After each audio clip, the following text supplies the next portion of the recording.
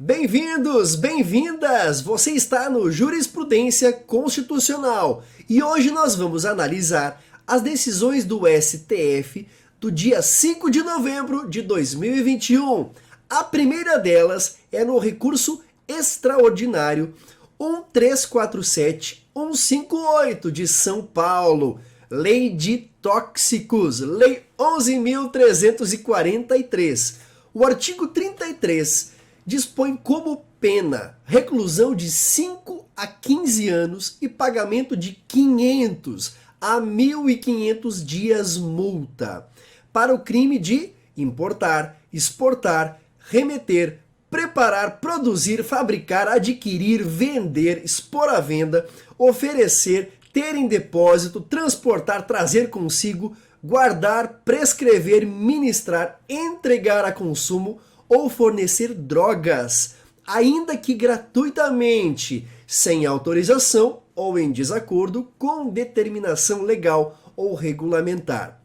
Muito bem, a Defensoria Pública de São Paulo entendeu que este artigo, especialmente na cominação da pena, afronta os princípios constitucionais da isonomia, proporcionalidade e individualização da pena, pois estabelece uma multa mínima desproporcional e inexequível para a quase totalidade dos sentenciados por tráfico. Então, especialmente aqueles mais pobres, pertencentes às camadas mais carentes. Vejam bem, o artigo 49 do Código Penal estabelece o seguinte: a pena de multa consiste no pagamento ao fundo penitenciário da quantia fixada na sentença e calculada em dias multa. Será no mínimo de 10 e no máximo de 360 dias multa. Contudo, a Lei de Tóxicos estabelece o mínimo de 500, por se tratar de lei especial. Parágrafo 1º. O valor do dia multa será fixado pelo juiz, não podendo ser inferior a 1/30 do maior salário mínimo mensal vigente ao tempo do fato, nem superior a 5 vezes esse salário. Então veja bem, o mínimo é 1/30 do salário mínimo, que hoje é R$ 1.100. Isso daria hoje R$ 36,66. Esse é o valor de um dia multa, o menor valor. E o maior valor seria 5.500, ou seja, até 5 vezes o valor do salário mínimo. Então, você multiplique isso por 500 e você terá o valor que o sentenciado, o condenado, terá que pagar. A Defensoria Pública entendeu que isso é inconstitucional, mas o STF não. O STF bateu o martelo no seguinte sentido: a violação, a separação dos poderes, se o poder judiciário se intrometer e interferir na atividade legiferante. É uma questão de política criminal, uma questão de soberania popular que não compete ao STF alterar o preceito secundário ou declarar inconstitucional este preceito do artigo 33, e foi fixado tese no tema 1158, tema de repercussão geral. Vamos lá, qual foi a tese fixada? Importante, hein? Para a sua advocacia, para o seu concurso público e para o exame da OAB. Vamos juntos! A multa mínima prevista no artigo 33 da Lei 11.343 de 2006 é a opção legislativa para a quantificação da pena, não cabendo ao Poder Judiciário alterá-la com fundamento nos princípios da proporcionalidade, da isonomia e da individualização da pena. Ok? Segundo caso, ADI 2932. Esta ADI tem por objeto a Resolução número 1 de 1999 do Tribunal de Justiça do Espírito Santo.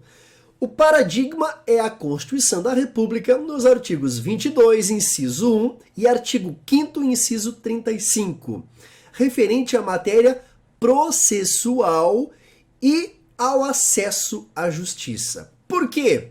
Porque essas normas da resolução do Tribunal de Justiça do Espírito Santo vedavam o ingresso de terceiros em alguns processos. Então, isso foi declarado inconstitucional pelo STF por violar competência legislativa da União, lá no artigo 22, inciso 1, e também por ser uma afronta ao artigo 5º, inciso 35 da Constituição, além do direito à defesa e devido processo legal, no artigo 5º, incisos 54 e 55, respectivamente.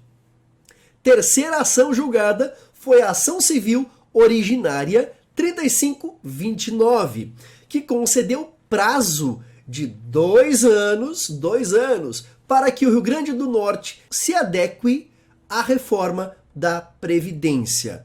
Então, por unanimidade, o STF referendou liminar deferida nesta ação civil originária para estender ao estado do Rio Grande do Norte prazo de 2 anos para transferir o regime próprio de previdência social para o Tesouro Estadual.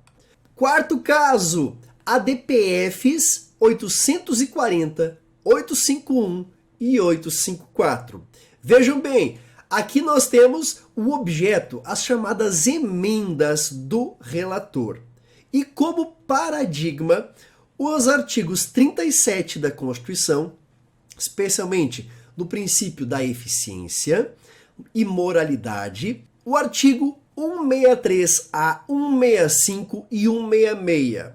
Estamos falando de lei orçamentária. E a primeira coisa que você tem que saber ou relembrar é que o STF evoluiu na sua jurisprudência para entender que é possível o controle de constitucionalidade das leis orçamentárias, leis de efeito concreto.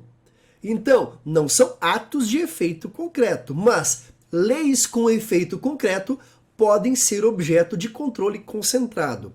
E a ADPF, nesse caso, em virtude da sua subsidiariedade, foi entendido como instrumento cabível para atacar as chamadas emendas do relator. Vejamos, o entendimento dessa ADPF foi pela procedência, a fim de que fosse declarada a inconstitucionalidade destes atos chamadas emendas do relator. E o que são emendas do relator? Vejamos, para entender as emendas do relator, o regimento comum do Congresso Nacional prevê 4 modalidades de emendas parlamentares.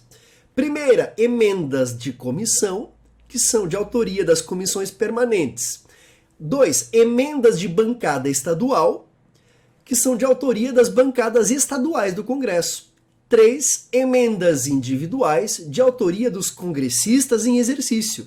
E 4, emendas do relator, que são de autoria do relator geral do projeto de lei orçamentária anual. Então, as emendas do relator foram instituídas originariamente com o propósito de conferir ao relator geral do projeto de lei orçamentária poderes necessários à organização do conjunto de modificações introduzidas na proposta legislativa inicial. Essa modalidade tinha por objeto apenas a correção de erros e omissões de ordem técnica. Contudo, na resolução do Congresso Nacional número 1 de 2006, foi facultado também destinar aonde aconteceriam as despesas, só que sem indicar de onde provieram essas indicações, essas fontes, quais os parlamentares, tudo se aglutinando no relator geral. Então, vejam só como isso, no entender do STF, no voto da ministra Rosa Weber, viola o princípio da transparência, da moralidade, da eficiência, o princípio republicano. Foi muito pisado e repisado no voto da ministra Rosa Weber. Por quê? Segundo o Tribunal de Contas da União, foi elaborado um parecer prévio e olhem só o quanto aumentou o orçamento em percentual com as emendas do relator.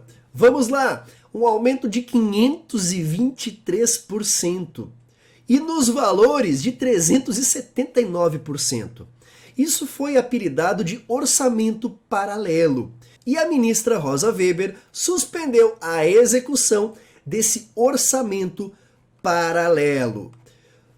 Quinta questão que nós vamos trabalhar hoje não é nenhum julgamento, mas é um pedido, um mandado de segurança que foi impetrado por parlamentares para anular a votação da PEC dos precatórios. Foram apontadas irregularidades no trâmite da matéria.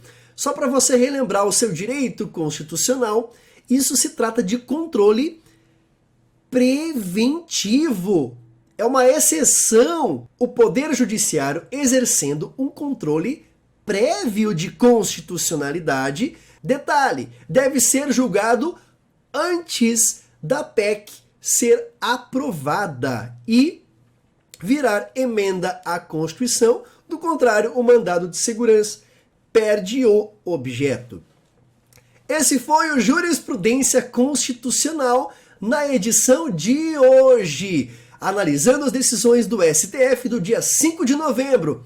Curte o nosso vídeo, se inscreve no canal, ativa as notificações e até a próxima!